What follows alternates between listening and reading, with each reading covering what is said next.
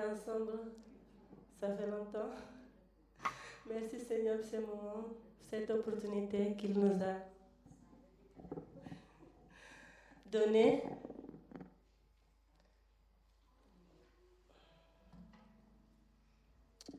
Je vais lire Psaume 103, versets 1 et 2.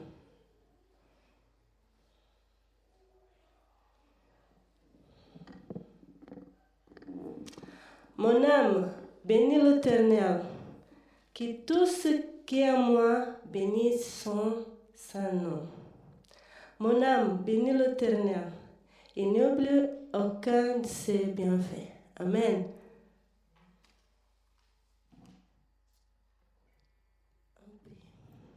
Merci Seigneur pour ce matin. Merci Seigneur pour ta présence au milieu de nous. Sois loué, sois adoré ce matin. Au nom de Jésus. Amen. Je vous invite à vous élever.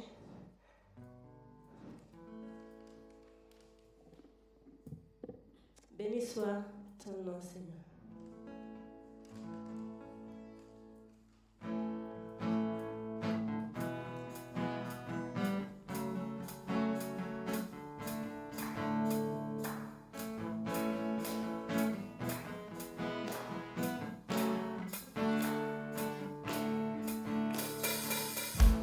Béni soit ton nom, le lieu de bénédiction, secours ta provision. Béni soit ton nom. Béni soit ton nom, où je suis dans le lieu désert et que je marche solitaire. Béni soit ton nom. Tout est bien fait avec moi, je te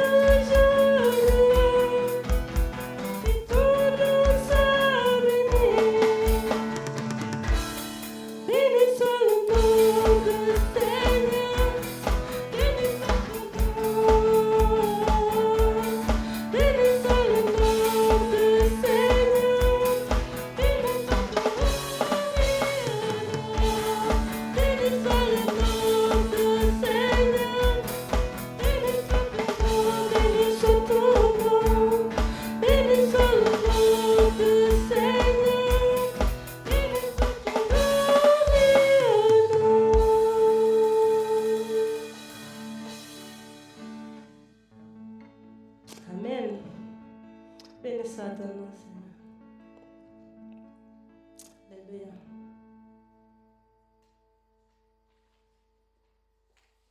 Oui, je te célèbre, je vais proclamer ta majesté ce matin, Seigneur.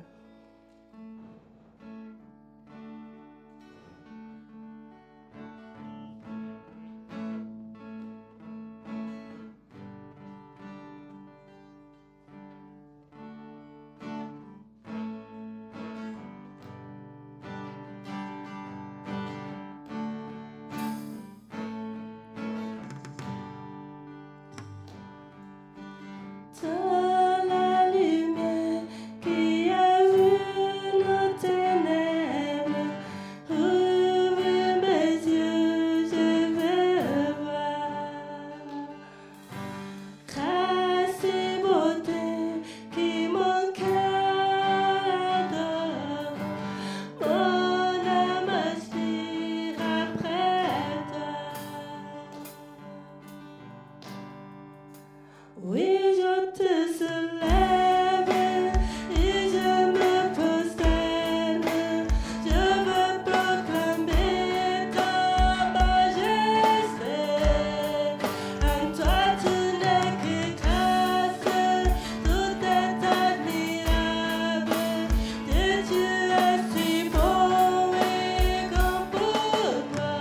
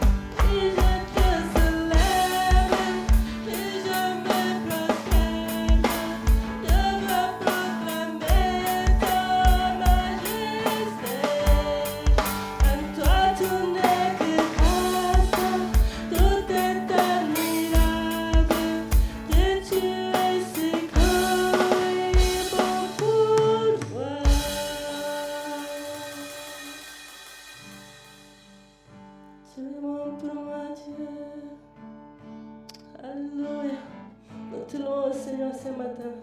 Parce que tu es bon tout le temps, Seigneur. Tu es bon pour nous, Seigneur. Même dans les moments difficiles, tu es bon, Seigneur. Nous te louons ce matin. Sois loué, sois adoré. Tu es Dieu si bon, si grand pour nous. Merci, Seigneur.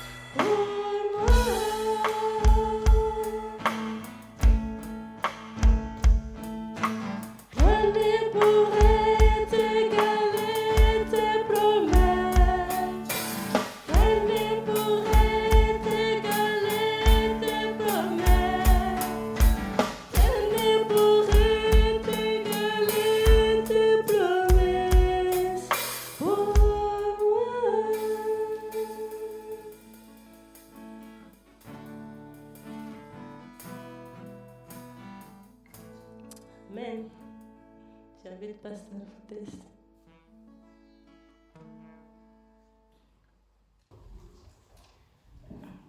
Alors bonjour à tous et bienvenue ce matin, bienvenue à tous ceux qui nous suivent en ligne sur YouTube et Zoom. Et on est très contents de se retrouver, en tout cas en présentiel, ensemble, face à face. Et en même temps, je vous dis tous coucou et j'espère en tout cas que vous allez pouvoir nous suivre et nous entendre correctement sur Internet. Donc bienvenue à tous et j'espère que vous avez passé une bonne semaine et que vous êtes en bonne santé, parce que c'est vrai que c'est la question qu'il faut se poser aujourd'hui. Et j'aimerais en tout cas qu'on puisse passer du temps d'abord dans la prière et ensuite on va étudier la deuxième partie du chapitre 4 dans Éphésiens. Et vous allez voir que c'est très intéressant cette partie-là, un peu compliquée parce qu'il y a beaucoup de choses, mais beaucoup de choses en tout cas à dire. Le verset 17 nous dit « Voici donc ce que je dis et ce que je déclare dans le Seigneur, c'est que vous ne devez plus marcher comme les païens qui marchent selon la vanité de leurs pensées. Ils ont l'intelligence obscurcie, ils sont étrangers à la vie de Dieu à cause de l'ignorance qui est en eux, à cause de l'endurcissement de leur cœur. Ayant perdu tout sentiment, ils se sont livrés à la dissolution pour commettre toute espèce d'impureté, jointe à la cupidité. Mais vous, ce n'est pas ainsi que vous avez appris Christ, si du moins vous l'avez entendu, et si conformément à la vérité qui est en Jésus, c'est en lui que vous avez été instruits, à vous dépouiller, eu égard à votre vie passée du vieil homme qui se corrompt par les convoitises trompeuses, à être renouvelé dans l'esprit de votre intelligence et à revêtir l'homme nouveau, créé selon Dieu, dans une justice et une sainteté que produit la vérité. C'est pourquoi renoncez au mensonge et que chacun de vous parle selon la vérité à son prochain, car nous sommes membres les uns des autres. Et si vous vous mettez en colère, ne péchez point, que le soleil ne se couche pas sur votre colère, et ne donnez pas accès au diable. Que celui qui dérobait ne dérobe plus, mais plutôt qu'il travaille en faisant de ses mains ce qui est bien, pour avoir de quoi donner à celui qui est dans le besoin. Qu'il ne sorte de votre bouche aucune parole malsaine, mais s'il y a lieu, quelques bonnes paroles qui servent à l'édification et communiquent une grâce à ceux qui l'entendent. N'attristez pas le Saint-Esprit de Dieu, par lequel vous avez été scellés pour le jour de la rédemption, que toute amertume, toute animosité, toute colère, toute clameur, toute calomnie et toute espèce de méchanceté disparaissent du milieu de vous. Soyez bons les uns envers les autres, compatissants, vous pardonnant réciproquement comme Dieu vous a pardonné en Christ. Je vous invite à prier maintenant et à passer quelques minutes dans la prière, et puis après on va commencer ce texte. Et s'il y a quelques personnes qui veulent prier, eh bien sentez-vous libre de prier à ce moment-là. Seigneur, on te remercie pour ce texte qui nous montre que dans un premier temps, dans cette première partie du chapitre, tu nous as demandé de vivre dans l'unité, mais aujourd'hui tu nous demandes de ne pas vivre comme les choses de ce monde et les gens de ce monde, mais plutôt de vivre dans cette sainteté et de vivre selon ta parole dans tous les aspects de notre vie. Merci encore pour le privilège, Seigneur, de te connaître et de te servir. Et aide-nous ce matin à bien comprendre ce que tu veux nous enseigner, afin qu'on ne soit pas juste là pour entendre et pour écouter, mais surtout pour appliquer. Au nom de Jésus. Amen. Alors ce passage est intéressant parce qu'il faut se rappeler qu'en tant que chrétiens, nous devons être différents du monde, différents des choses de ce monde, des gens du monde. Et la Bible nous montre clairement que Dieu est plus intéressé par ce que nous sommes et par ce que nous faisons que tout simplement notre capacité d'avoir des connaissances intellectuelles. Et Jacques 1, 22 nous dit « Mettez en pratique la parole et ne vous contentez pas seulement de l'écouter ». Ça veut dire ce que ça veut dire, on n'a pas besoin de l'expliquer. C'est que si on est juste là pour entendre la parole et pour s'engraisser dans notre esprit, mais que finalement dans notre vie de tous les jours, il y a un décalage, c'est pas ce que Dieu nous demande. Et donc, il est important de se rappeler que Dieu veut nous encourager à marcher dans l'unité, comme je l'ai dit tout à l'heure, dans les premiers 16 versets du chapitre 4, il parle de ça. Et puis là, on voit que vraiment c'est important que le fait d'avoir été ressuscité des morts doit nous motiver à marcher dans la pureté, ou en tout cas dans la nouveauté de vie. On va voir ce que ça veut dire. Romains 6, verset 4 nous dit « Nous avons été ensevelis avec lui par le baptême en sa mort, afin que, comme Christ est ressuscité des morts, par la gloire du Père, de même, nous aussi, nous marchions en nouveauté de vie. » Donc, est-ce que votre vie aujourd'hui, une question toute bête et toute simple, est-ce que votre vie aujourd'hui ressemble à celle que vous aviez avant de devenir chrétien? Et c'est une bonne question et c'est un bon indicateur pour savoir si finalement les choses dans notre vie ont changé ou pas et si vraiment Dieu est vraiment le Seigneur de notre vie. Éphésiens 4, versets 22 à 24 nous dit « Si nous sommes vivants en Christ et non morts au péché, eh bien nous devons nous dépouiller de notre vie passée du vieil homme et nous revêtir de l'homme nouveau. » Alors on voit dans les versets 17 à 19 qu'une des premières choses que ce passage nous montre, c'est de ne pas marcher comme des païens.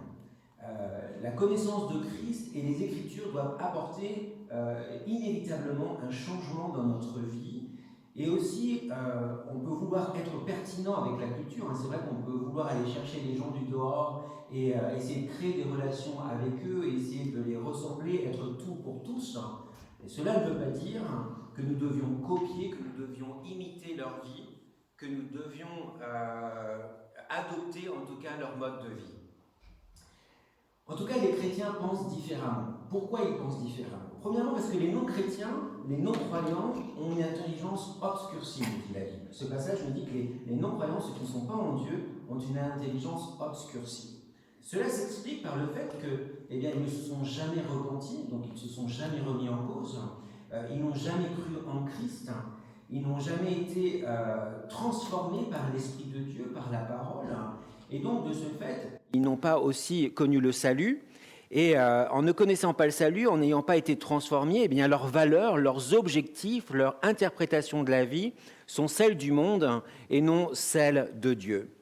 Leur façon de penser, en tout cas, est vaine et elle est futile.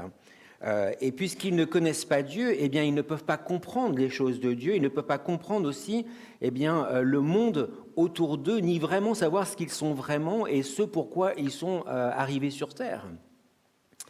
Et donc, c'est triste, pour moi en tout cas, de ne pas savoir pourquoi on existe et à quoi on sert sur cette Terre. Et quand on rencontre des gens qui vous disent je ne sais pas pourquoi je suis là, je ne sais pas à quoi sert ma vie, c'est triste, ça m'attriste terriblement parce que je me dis, mais il y a tellement de belles choses à vivre dans cette vie aujourd'hui. Alors on voit qu'ils ont cette intelligence obscurcie parce qu'ils n'ont jamais été transformés par le Saint-Esprit, mais on voit aussi qu'ils sont étrangers à la vie de Dieu à cause de l'ignorance qui est en eux. Ils pensent en tout cas qu'ils sont bien éclairés parce que, par exemple, eux, ils ont fait le choix de rejeter la Bible, de rejeter Dieu, donc ils se pensent super intelligents parce que finalement, la Bible et Dieu, c'est pour les faibles, c'est pour ceux qui ne connaissent pas grand-chose, c'est pour ceux qui ne sont pas très intelligents. Et donc, parce qu'on préfère suivre les choses de ce monde, la philosophie de ce monde, on se dit, on a quelque chose en plus du chrétien. Et pourtant, je disais il n'y a pas longtemps que ce n'est pas du temps perdu qu'on passe ici ce matin en étudiant la Bible, c'est plutôt du temps de gagner. Quand je vois, par exemple, des gens qui arrivent à la fin de leur vie sur leur lit de mort et qui n'ont toujours pas compris certaines choses de la vie, qui n'ont toujours pas réglé certains conflits dans leur vie, qui n'ont toujours pas compris ce qui allait arriver après leur mort, c'est là toute la différence. Pas besoin d'expliquer les choses, en fait. Je pense que quand on étudie la Bible, quand on passe du temps avec Dieu, eh bien justement, on gagne du temps. Satan, en tout cas, les a aveuglés. Et Romains, par exemple, 1, 22 nous dit « Se vantant d'être sages, ils sont devenus fous ». Il y a plein de gens qui pensent être super sages, et pourtant ils sont fous. C'est la folie qui sort de leur bouche et de leur esprit. Ils vivent dans la folie, ils vivent une folie. Et donc, Satan les a aveuglés, et on voit dans 2 Corinthiens 4, versets 3 à 6, il est écrit ainsi « Notre évangile est encore voilé, il est voilé pour ceux qui périssent, pour les incrédules, dont le Dieu de ce siècle a aveuglé l'intelligence, afin qu'ils ne voient pas briller la splendeur de l'évangile, de la gloire de Christ, qui est l'image de Dieu.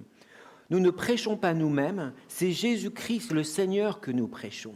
Et nous nous disons, vos serviteurs, à cause de Christ. Car Dieu qui a dit « La lumière brillera du sein des ténèbres » a fait briller la lumière dans notre cœur pour faire resplendir la connaissance de la gloire de Dieu sur la face de Christ.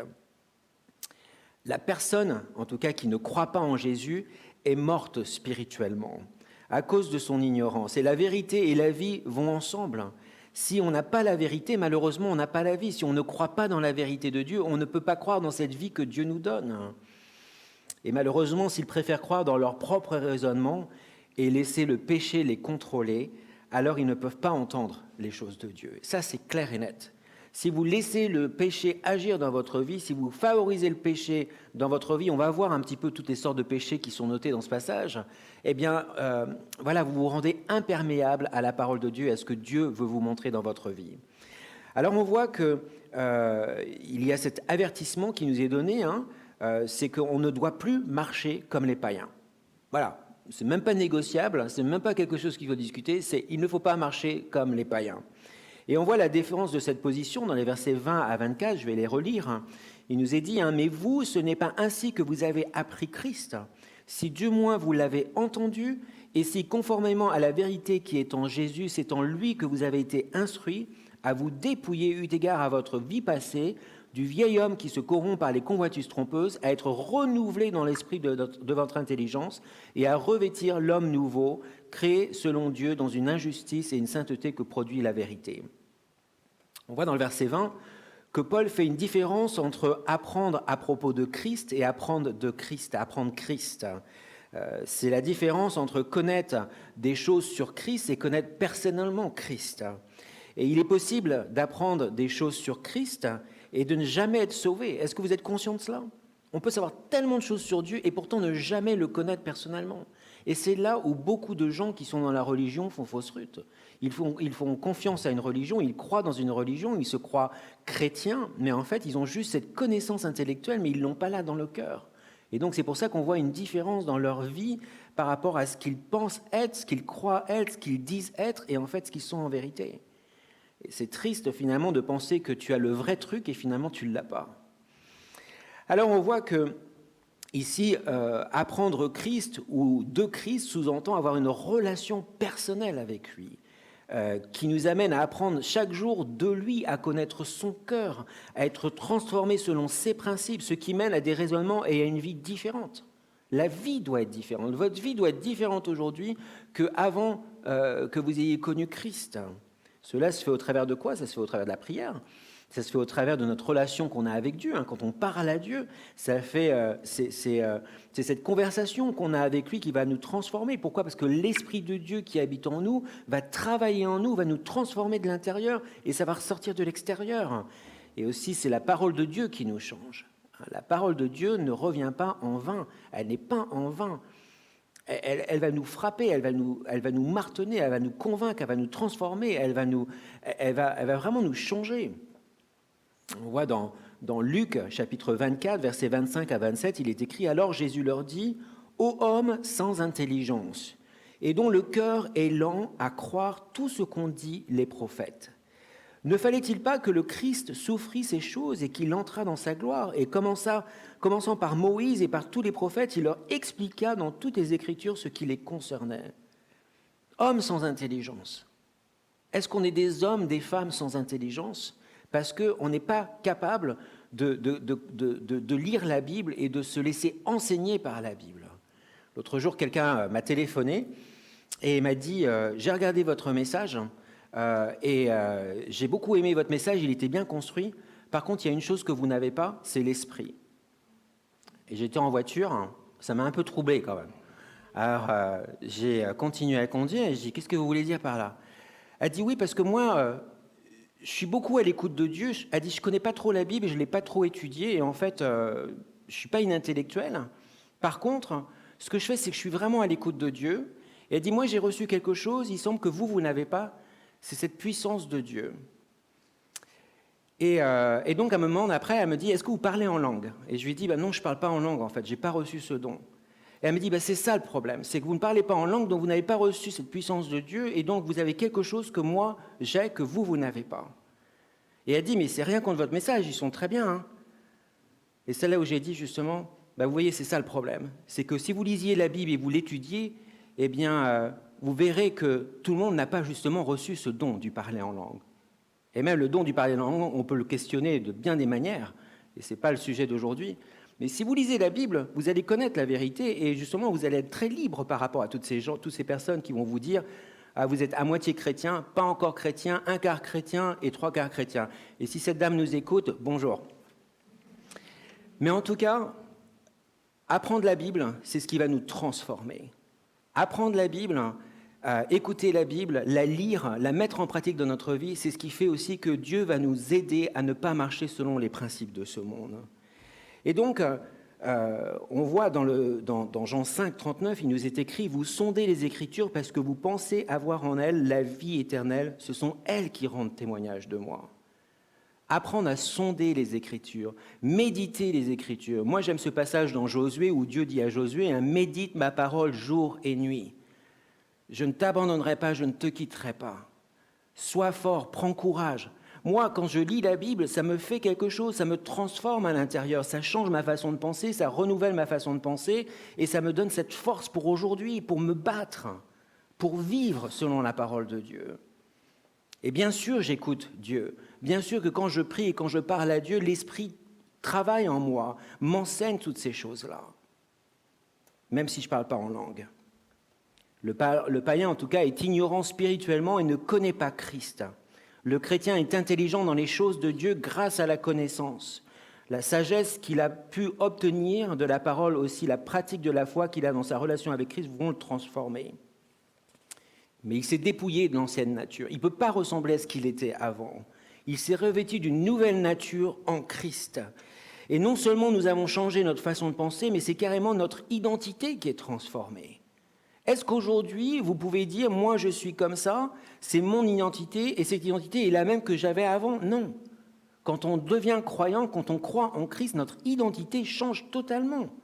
Notre vie est transformée. On est une nouvelle créature en Christ, et donc toutes les choses de notre vie ancienne sont passées, et toutes choses sont devenues nouvelles. Et ces choses du passé ne devraient pas contrôler notre vie. Et si elles le contrôlent encore, eh bien, vous avez besoin d'aide. Faites-vous aider. Si vous n'arrivez pas justement à accrocher les wagons, eh bien faites-vous aider. Allez voir quelqu'un dans l'église qui peut prier avec vous, qui peut vous enseigner la Bible, qui peut vous aider à justement avoir une vie différente de ce que vous aviez avant. Alors comment y arriver ? Éphésiens 4, verset 23 nous dit qu'il faut être renouvelé dans l'esprit et dans votre intelligence. Est-ce que vous êtes déjà dit, à un moment, il faut que je me change les idées, il faut que je sorte ? Ouais ? Yes ? Non ? Ouais, je crois que chacun d'entre nous, à un moment ou à un autre, là, récemment, on a dû se dire « Ah, il faut que je me change les idées ». Pourquoi pas changer vos idées avec la Bible, par exemple ? Pourquoi pas changer vos idées avec des livres chrétiens ? Pourquoi pas changer des idées en prenant le téléphone et en téléphonant à un frère, une sœur en Christ et parler de ce que vous vivez et pourquoi pas rencontrer quelqu'un pour faire des études ? Pourquoi pas faire plein de choses comme ça qui vont changer votre façon de penser ? La Bible nous dit, dans la multitude de conseillers, il y a de la sagesse. Et c'est vrai que des fois, on voit des gens qui sont complètement bloqués dans une façon de penser qui est fausse, qui est un vrai mensonge. Alors si seulement ils pouvaient partager ces choses-là avec quelqu'un d'autre, eh bien tout de suite, leur perspective changerait et s'ouvrirait. Vous êtes d'accord avec moi ou pas ? Romains 12, versets 1 à 2 nous dit « Je vous exhorte donc, frères, par les compassions de Dieu, à offrir vos corps comme un sacrifice vivant, saint, agréable à Dieu, qui sera de votre part un culte raisonnable. Ne vous conformez pas au siècle présent, mais soyez transformés par le renouvellement de votre intelligence, afin que vous discerniez quelle est la volonté de Dieu, ce qui est bon, agréable et parfait. » Soyez transformés par le renouvellement de votre intelligence. On voit finalement que c'est quelque chose qu'il faut faire. Que naturellement, on ne va pas forcément se lever en étant brillant le matin. Par contre, quand on lit la Bible, même des fois juste un verset, ça va être le truc, le verset, la parole qu'il va nous falloir ce jour-là et qui va transformer toute notre journée. Et qui va nous aider à nous reconcentrer sur les choses de Dieu. Jean 17, 17 nous dit « Sanctifiez-les par ta volonté, ta parole est la vérité. » La parole de Dieu est la vérité. Une chose que j'ai lue et j'ai voulu vous le partager aujourd'hui, physiquement, nous sommes ce que nous mangeons. D'accord ? Physiquement, nous sommes ce que nous mangeons. Mais spirituellement, il y en a qui rigolent, mais spirituellement, nous sommes en tout cas ce que nous pensons. Ce que vous mangez va forcément affecter vos formes, votre énergie, plein de choses en fait. Quand vous commencez à ressembler à un paquet de gâteaux écrasés, vous dites « Ah, il est peut-être temps de faire quelque chose ». Mais spirituellement, ce qui se passe ici, c'est ce qui va ressortir aussi de notre cœur. Il ne faut pas se leurrer. Vous voulez avoir une vie spirituelle qui est riche, Eh bien, la recette, c'est quoi? C'est déjà d'accepter Jésus comme sauveur, c'est déjà de lire la Bible, c'est déjà de passer du temps dans la prière, à parler directement à Dieu, et je vous promets que le Saint-Esprit et la parole de Dieu vont vous transformer, et il y a des choses qui vont se passer. Spirituellement, nous sommes ce que nous pensons. Alors, Proverbe 23, verset 7 nous dit, car il est comme les pensées de son âme. C'est pas moi qui le dis, c'est la Bible. Car il est comme les pensées de son âme. Ce qui se passe là, c'est ce que vous êtes. Ce qui se passe là, c'est ce que vous dites. Ce qui se passe là, à l'intérieur, ce sont vos actions. Rappelez-vous cela. C'est pourquoi c'est si important pour les chrétiens de passer chaque jour dans la méditation de la parole, dans la prière et cette relation avec Christ. Alors comment peut-on mettre cela en musique ? On voit dans les versets 25 à 32 qu'il est écrit « C'est pourquoi renoncez au mensonge et que chacun de vous parle selon la vérité à son prochain, car nous sommes membres les uns des autres. Et si vous mentez, vous mettez en colère, ne péchez point, que le soleil ne se couche pas sur votre colère et ne donnez pas accès au diable. Que celui qui dérobait ne dérobe plus, mais plutôt qu'il travaille en faisant de ses mains ce qui est bien, pour avoir de quoi donner à celui qui est dans le besoin. Qu'il ne sorte de votre bouche aucune parole malsaine ou mauvaise, mais s'il y a lieu, quelques bonnes paroles qui servent à l'édification et communiquent une grâce à ceux qui l'entendent. Et n'attristez pas le Saint-Esprit de Dieu par lequel vous avez été scellés pour le jour de la rédemption.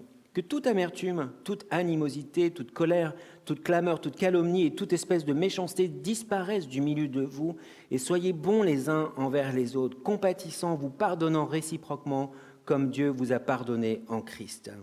Ici, Paul fait ressortir 5 sortes de péchés. Le premier, c'est le mensonge. Dans le verset 25, le mensonge, c'est quoi? C'est quelque chose qui est contraire à la vérité, mais qui est fait dans l'intention de tromper. La Bible nous dit dans Jean 8, 44 que Satan est un menteur. Satan est le père du mensonge. Et il veut qu'on croie que Dieu est un menteur. Et on le voit dès le début de la Bible, dans Genèse 3, 1, quand il s'adresse à Adam et Ève, qui dit « Mais Dieu, il t'a vraiment dit ça, Dieu, que tu ne pouvais pas manger ce fruit-là? Il t'a vraiment dit ça ?» Donc il commence déjà à créer la suspicion, le doute dans le cœur des gens. Et des fois, on voit des gens qui sont au Seigneur, qui sont croyants, et puis à un moment, ils passent par des moments difficiles et ils disent « Mais est-ce que Dieu vraiment existe? Est-ce que ce n'est pas des bêtises que j'ai cru? Est-ce que ce n'est pas des bêtises que le pasteur il prêche tous les dimanches? Est-ce que finalement, je ne me suis pas fait enfermer dans un truc? Parce que finalement, la majorité des gens ne croient pas. Donc peut-être que moi, je dois me poser des questions. Peut-être que c'est moi qui suis bizarre. Eux, ils ne sont peut-être pas bizarres. Vous voyez ce que je veux dire? Le père du mensonge, le diable, Satan, va créer ce genre de suspicion et de doute dans votre tête. Parce qu'il ne veut surtout pas que vous croyiez, il ne veut surtout pas que vous suiviez Dieu. Quand on parle dans la vérité, l'Esprit de Dieu est à l'œuvre. Quand on ment, c'est Satan qui est à l'œuvre. Alors moi, la question que je me pose, ou que je vous pose, c'est quel est le maître que vous voulez servir? Le père de vérité ou le père du mensonge? La réalité, c'est que c'est votre choix. C'est à vous de choisir ce que vous voulez croire. Soit Dieu, soit le mensonge. Ne vous étonnez pas en tout cas de ne pas grandir spirituellement et de ne pas voir Dieu à l'œuvre dans votre vie si celle-ci est construite sur le mensonge. Vous pouvez prier tout ce que vous voulez, vous pouvez avoir toutes sortes d'études bibliques et rechercher des conseils à droite, à gauche par des gens qui... Mais si vous choisissez de vivre dans le mensonge, ne vous étonnez pas que Dieu ne vous bénisse pas, Dieu et le mensonge ne peuvent pas cohabiter ensemble. C'est impossible. Donc vous choisissez de vivre dans le mensonge, eh bien assumez votre mensonge. Mais ne venez pas blâmer Dieu ou l'Église ou les autres par rapport à ce que vous vivez. La deuxième chose qu'on voit, c'est que la colère. Il faut que je me calme. La colère. Deuxième chose qui est mise en avant ici par Paul. En fait, c'est un état affectif violent et passager résultant du sentiment d'une agression, d'un désagrément traduisant un vif mécontentement et accompagné de réactions brutales. C'est pas moi qui ai écrit ça, c'est petit Robert. Vous pouvez bien dire que c'est pas moi qui l'ai écrit, ça. Mais la colère en elle-même n'est pas forcément un péché. Par exemple, Dieu lui-même peut être en colère. Plusieurs fois dans l'Ancien Testament, on voit la colère du Seigneur qui apparaît, la sainte colère de Dieu qui fait partie justement de son jugement contre le péché. Par exemple, quand il a chassé les vendeurs dans le temple qui se faisaient de l'argent sur le dos de Dieu et de la religion. C'était une juste colère, une sainte colère. Et dans la Bible, la colère est souvent comparée au feu, elle détruit la colère. Et c'est difficile pour nous d'avoir une colère sainte, car le problème, c'est que nos émotions souvent ne sont pas contrôlées, nos émotions sont souvent teintées par le péché dans nos vies. Et Dieu voit les choses clairement et complètement. Le problème, c'est que ce n'est pas notre cas. Ce n'est pas notre cas. Et il semble qu'un des principes du Nouveau Testament nous invite à avoir de l'amour envers les gens, mais de détester le péché. Le psaume 97, verset 10 nous dit « Vous qui aimez l'Éternel, haïssez le mal. » Il est possible d'être en colère et de ne pas pécher.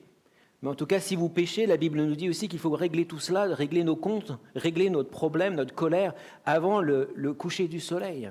Pourquoi ? Parce que si on ne prend pas soin de ça, eh bien, non seulement on va passer une mauvaise nuit, mais le lendemain, quand on va se réveiller, eh bien, on a beau tirer le rideau pour éviter que le problème est là, le lendemain matin, quand on remonte le rideau, le problème est toujours là. Et donc, si on ne règle pas le problème le soir, le lendemain, on se réveille avec ce problème.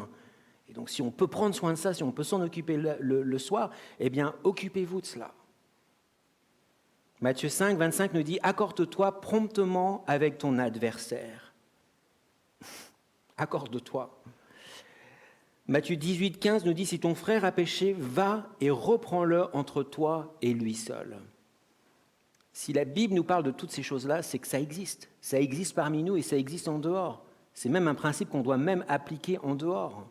Quand quelqu'un vous fait du mal, c'est votre responsabilité d'aller le voir et dire « Hey, tu sais quoi là ? Ce que tu as dit, ce que tu m'as fait, ça ne m'a pas plu, ça m'a vraiment blessé. » Et donc on a cette responsabilité de régler les choses. Et si la colère n'est pas éteinte par le pardon, eh bien, malheureusement, elle va se répandre comme un feu, elle va détruire l'œuvre de Dieu. La colère, en tout cas, permet à Satan de mettre un pied en travers de la porte. Et comme Satan déteste Dieu et veut surtout pas que nous ayons une relation avec lui et que nous continuions à le suivre, il va tout faire pour essayer de créer des problèmes, la zizanie parmi les chrétiens dans l'Église. Il va attiser la colère afin qu'elle détruise complètement nos relations. Matthieu 5, versets 21 à 26 nous dit « Tu ne tueras point. Celui qui tuera mérite d'être puni par les juges. Mais moi, je vous dis que quiconque se met en colère contre son frère mérite d'être puni par les juges, et que celui qui dira à son frère « Raka » mérite d'être puni par le sang Édrin, et que celui qui dira « Insensé » mérite d'être puni par le feu de la géhenne. Et si donc tu présentes ton offrande à l'autel, et que là, tu te souviennes que ton frère a quelque chose contre toi, laisse là ton offrande devant l'autel et va d'abord te réconcilier avec ton frère, puis viens présenter ton offrande. C'est un principe qui est super important. Je crois qu'il faut qu'on arrête de jouer un rôle parfois. Je crois qu'il faut qu'on arrête de jouer la comédie et des hypocrites et de prétendre que tout va bien quand finalement on sait très bien qu'on a un problème avec le frère d'à côté ou la sœur d'à côté. Sachez une chose, c'est que si vous avez un truc contre moi ou j'ai un truc contre vous, ça va sortir. Pas toujours bien, mais ça va sortir. Pourquoi est-ce que je suis incapable de jouer un rôle ? Et je serai incapable de prêcher devant en pensant qu'il y a des gens en face de moi qui savent très bien qu'il y a un problème et que je suis un gros hypocrite.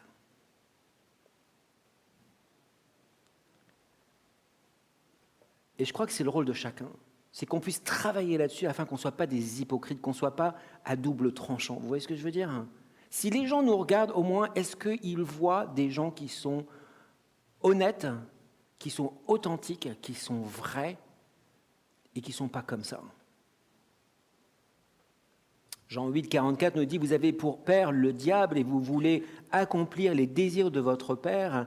Et il a été meurtrier dès le commencement et il ne se tient pas dans la vérité parce qu'il n'y a pas de vérité en lui. Et lorsqu'il profère le mensonge, il parle de son propre fond, donc de son cœur, de l'intérieur, ce qui sort, ce qui vit à l'intérieur. Et il est menteur et le père du mensonge. » Si on est des enfants de Dieu, si on croit en Christ, si Dieu est en nous, si son esprit est en nous, le mensonge ne devrait pas être à l'intérieur de nous. Il y a un problème si le mensonge est à l'intérieur de nous.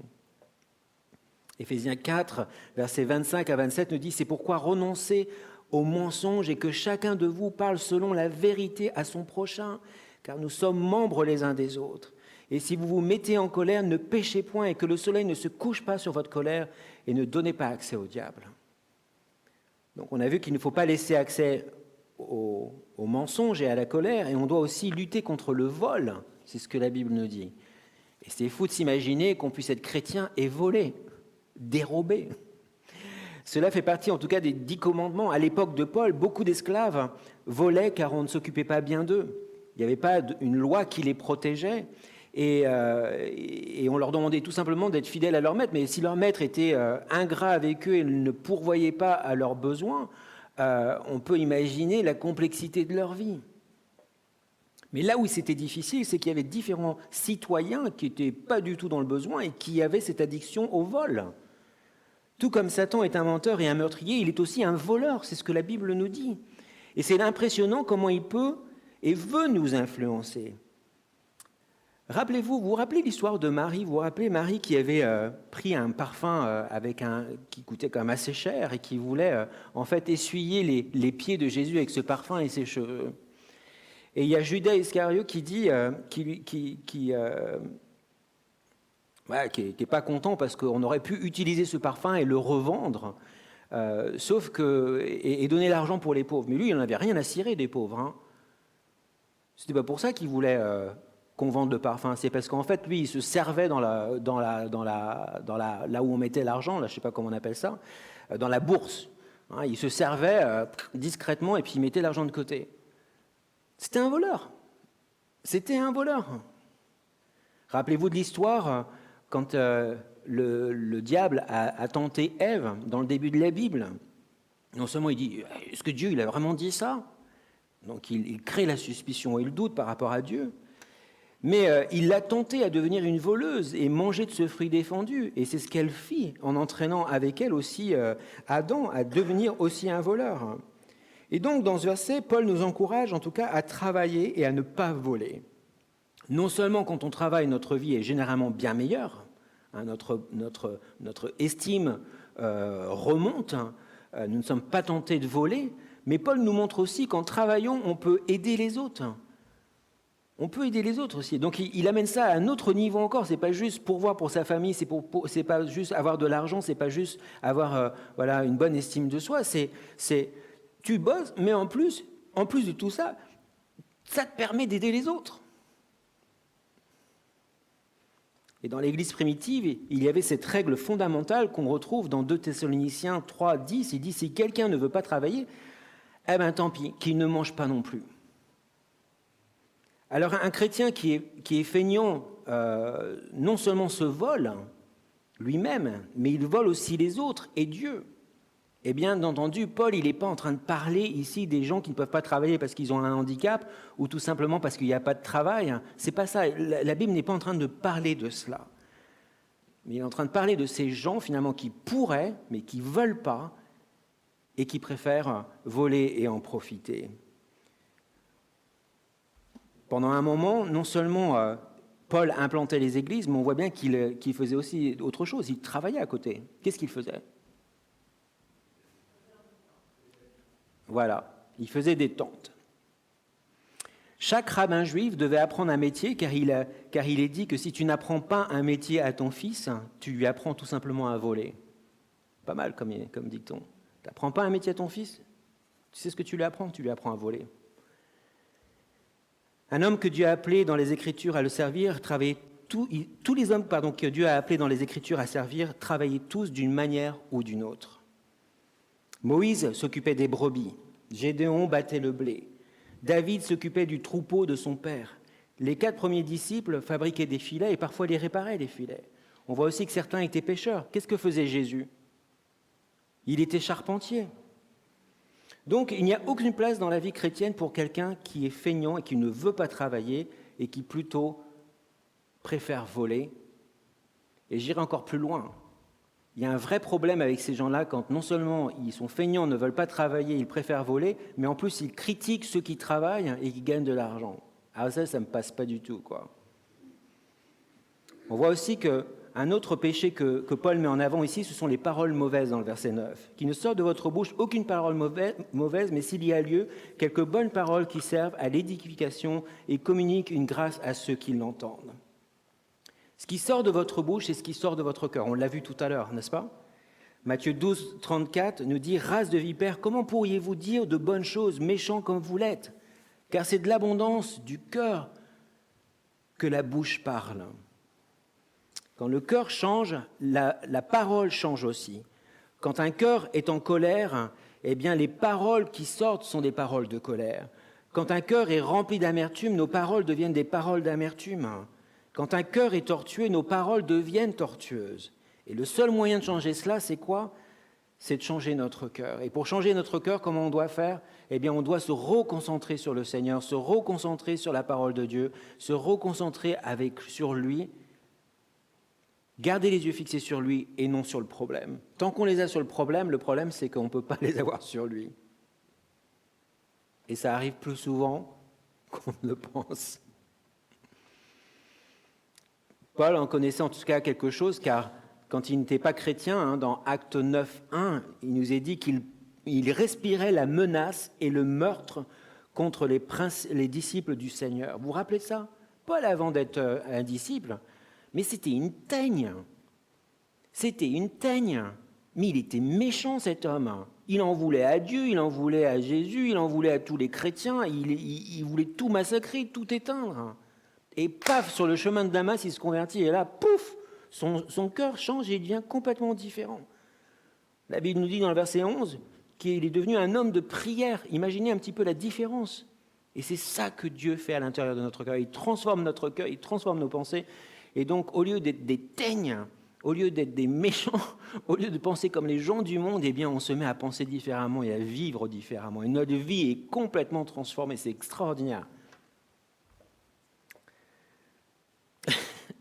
Je m'excite quand je parle de ça, parce que c'est vrai que c'est tellement formidable de voir comment Dieu change notre cœur.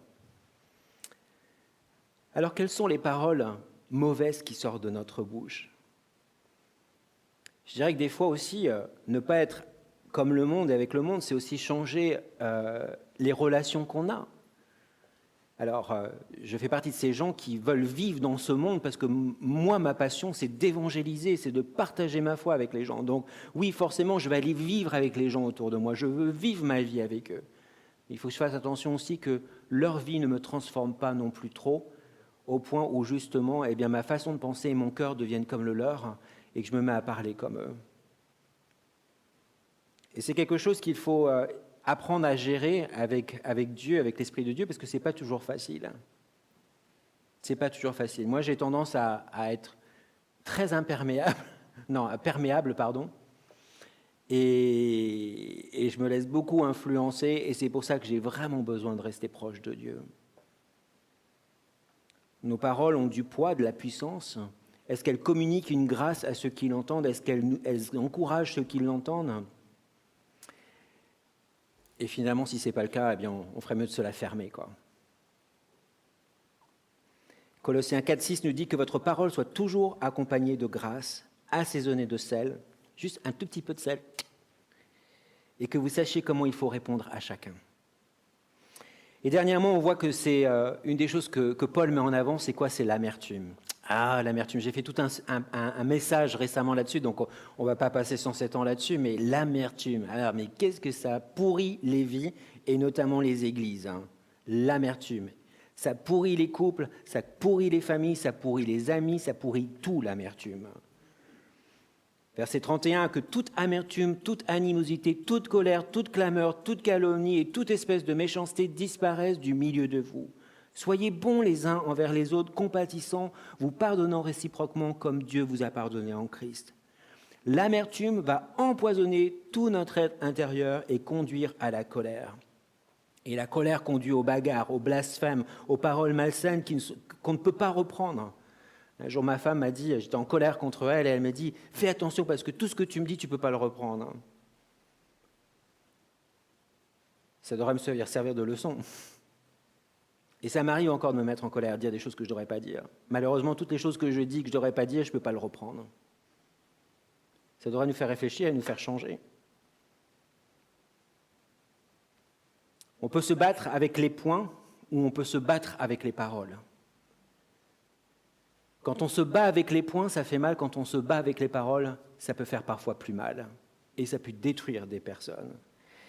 Et c'est difficile de reconnaître que les chrétiens puissent agir ainsi, et pourtant ils le font. Entre chrétiens, on peut être mais vraiment bête, quoi, parfois. Et c'est fou de penser que l'amertume puisse nous voler cette joie qu'on devrait vivre ensemble. Le psaume 133:1 nous dit « Voici, oh, qu'il est agréable, qu'il est doux pour les frères de demeurer ensemble. » Ah oui? Ah oui, vraiment? Parce que ce n'est pas toujours le cas. Hein. Alors, 3 raisons pour arrêter cette amertume. La première, c'est que ça attriste le Saint-Esprit qui habite en nous. Le Saint-Esprit ne peut pas nous quitter, car s'il vit en nous, il ne peut pas se barrer comme ça, il ne peut pas partir comme ça. Hein. Donc, vous imaginez, le Saint-Esprit de Dieu, Dieu qui habite en nous, il est obligé de vivre tout ça en nous, parce qu'on se met en colère, on est rempli d'amertume, on n'arrête pas de mentir, on n'arrête pas de voler, on n'arrête pas... Et Dieu doit cohabiter avec nous, à l'intérieur de nous. Mais imaginez un petit peu. Ça vous est déjà arrivé de cohabiter avec quelqu'un, de vivre avec quelqu'un, ou même peut-être que ça vous arrive aujourd'hui, vous êtes avec quelqu'un que vous ne pouvez pas piffrer et vous êtes bloqué dans la situation, vous ne pouvez pas sortir. Imaginez un petit peu le dilemme, c'est dur quoi. Imaginez Dieu qui vit à l'intérieur de vous et vous êtes comme ça. C'est nul. On voit aussi que deuxièmement, nos péchés attristent non seulement le Saint-Esprit, mais attristent le Fils de Dieu, Jésus. Quand on pense à Jésus, tout ce qu'il a vécu, il est mort sur la croix, pour nous, pour nos péchés, pour que nous, on puisse être libres, d'accord?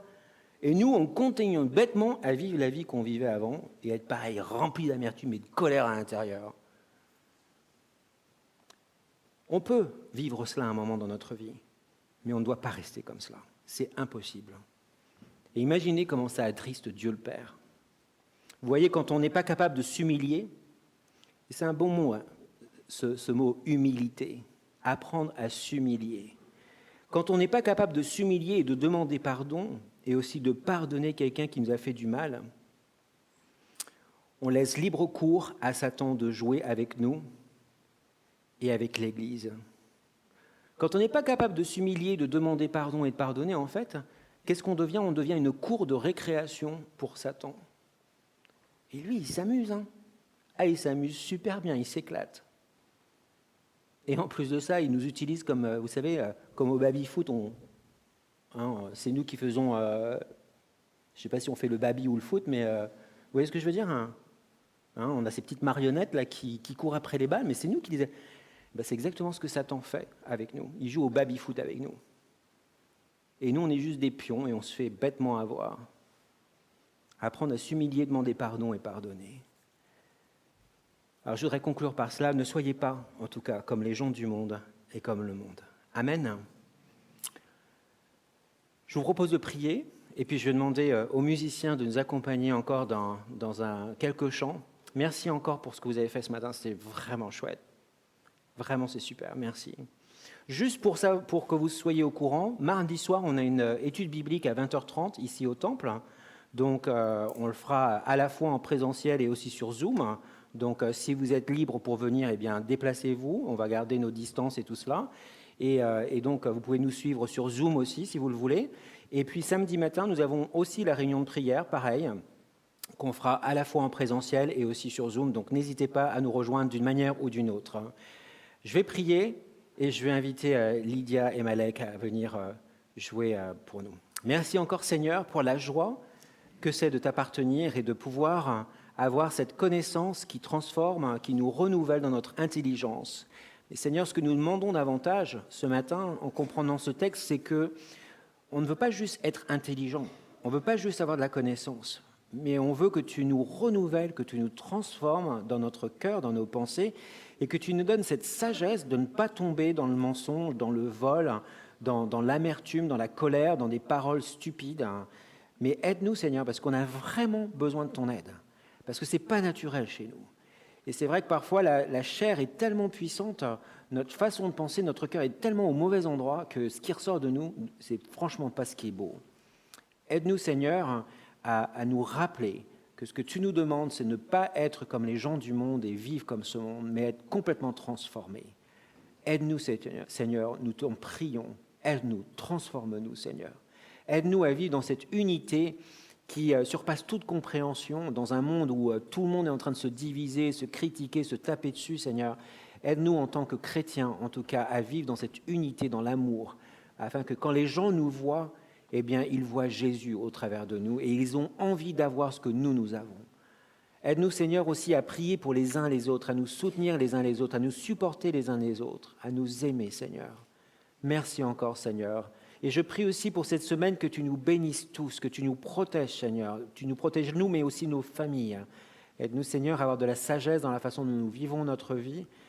Et Seigneur, aide-nous à continuer à partager notre foi autour de nous. Au nom de Jésus. Amen.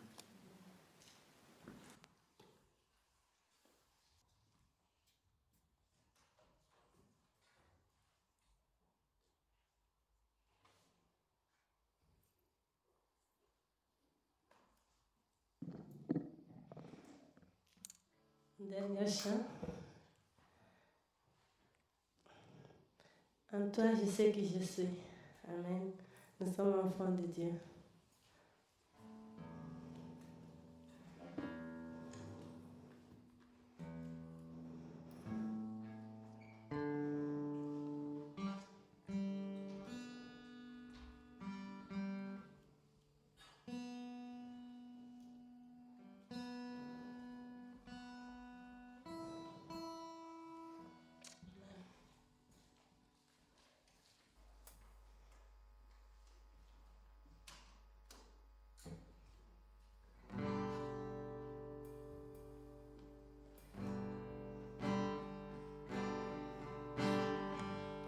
Et je peux que les rois du ciel nous baissent pas. Père de mes trouver pas sa grâce, son amour pour moi, son amour pour moi. Il m'a libéré, m'a délivré.